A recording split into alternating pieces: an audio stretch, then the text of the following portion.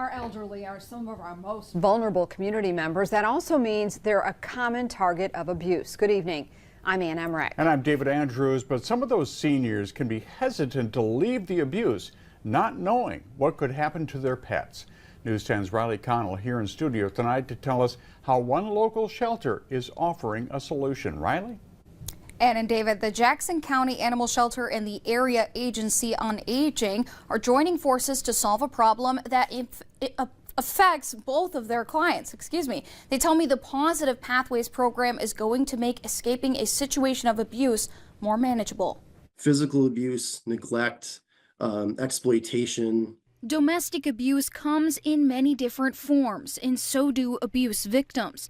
The U.S. Department of Justice estimates at least 10% of adults aged 65 and older will experience some form of elder abuse in any given year. Basically anything that you can imagine, that terrible thing that could happen to a child can also happen to an older adult. Ryan Porter sees it every day with his clients at WellWise Services, an area agency on aging in Jackson County.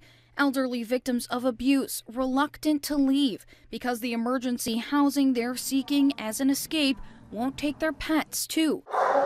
Now, the Jackson County Animal Shelter is stepping in to help. We just want to be there for anyone, and we want to be there for every animal. Together, the shelter and WellWise are jump-starting the Positive Pathways program, offering temporary housing for pets of elder abuse victims.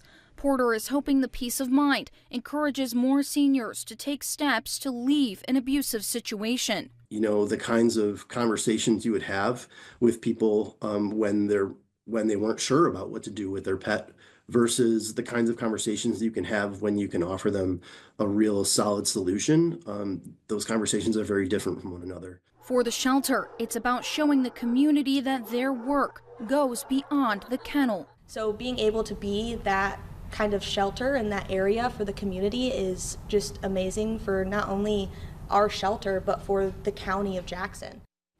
Now, exactly how long an animal would be housed in the shelter or a foster home will likely be decided on a case-by-case basis. However, the shelter says the goal is reuniting pets with their elderly owners once they find a permanent home away from their abusive situation. Back to you.